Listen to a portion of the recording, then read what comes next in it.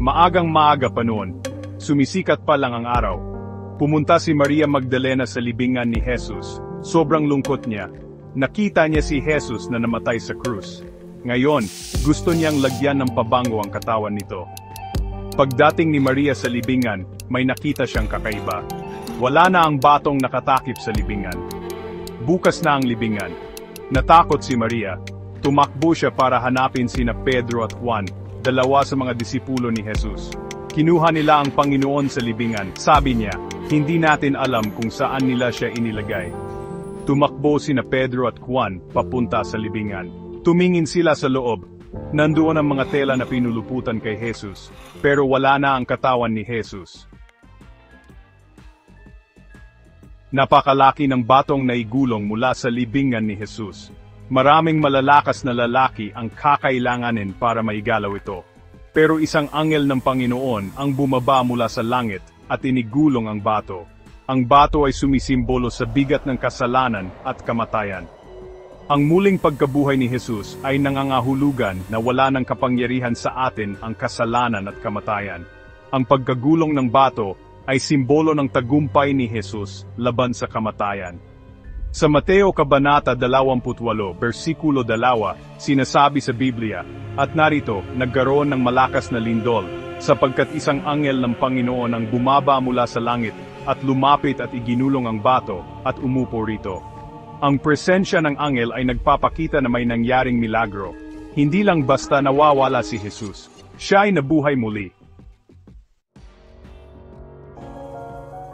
Umiyak si Maria Magdalena sa labas ng libingan.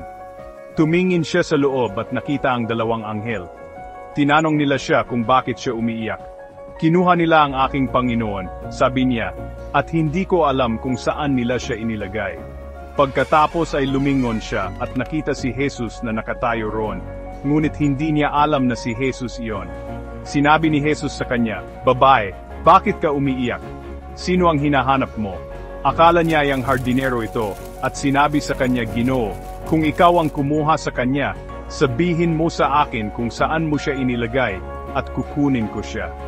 Sinabi ni Jesus sa kanya, "Maria." Lumingon siya at sinabi sa kanya sa wikang Aramaic, "Rabboni." Sinabi ni Jesus sa kanya, "Huwag mo akong hawakan, sapagkat hindi pa ako nakakaakyat sa Ama. Ngunit pumunta ka sa aking mga kapatid at sabihin mo sa kanila, ako'y aakyat sa aking Ama at inyong Ama, sa aking Diyos at inyong Diyos." Pumunta si Maria Magdalena at ibinalita sa mga disipulo, "Nakita ko ang Panginoon," at sinabi niya ang mga bagay na ito sa kanya. Kalaunan, nagpakita si Jesus sa kanyang mga disipulo sa isang nakakandadong silid. Ipinakita niya sa kanila ang mga sugat sa kanyang mga kamay at paa. Kumain siya kasama nila. Nakipag-usap siya sa kanila. Buhay na siya. Tuwang-tuwa ang mga disipulo. Labis silang nalungkot noong namatay si Jesus. Pero ngayon ay buhay na ulit siya. Ang muling pagkabuhay ni Jesus ang pinakamahalagang pangyayari sa kasaysayan. Nangangahulugan ito na ang kamatayan ay hindi ang katapusan.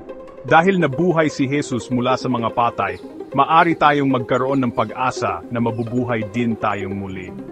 Sa Juan Kabanata 11, versikulo 25 hanggang 26, sinabi ni Jesus, "Ako ang pagkabuhay at ang buhay. Ang sinumang sumasampalataya sa akin, kahit na siya ay mamatay, gayon may mabubuhay siya, at ang bawat nabubuhay at sumasampalataya sa akin ay hindi mamamatay kailanman." Naniniwala ka ba rito? Ang muling pagkabuhay ni Jesus ay isang pangako sa lahat ng naniniwala sa Kanya. Magkakaroon tayo ng buhay na walang hanggan.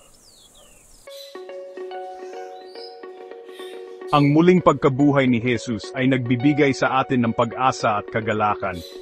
Maari tayong maging masaya kahit na mahirap ang mga bagay-bagay dahil alam natin na buhay si Jesus at kasama natin siya. Sinasabi sa Roma Kabanata 15, versikulo 13, "Ang Diyos ng pag-asa ay puspusin kayo ng buong kagalakan at kapayapaan sa pananampalataya, upang kayo'y sumagana sa pag-asa sa pamamagitan ng kapangyarihan ng Espiritu Santo." Dahil kay Jesus, may pag-asa tayo para sa hinaharap. Maari nating harapin ang bawat araw ng may kumpiyansa, dahil alam nating tayo ay minamahal at pinatawad. Ang kanyang muling pagkabuhay ay isang paalala na ang pag-ibig ay mas malakas kaysa sa kamatayan, at ang kabutihan ay nagtatagumpay laban sa kasamaan. Binago ng muling pagbuhay ni Jesus ang lahat.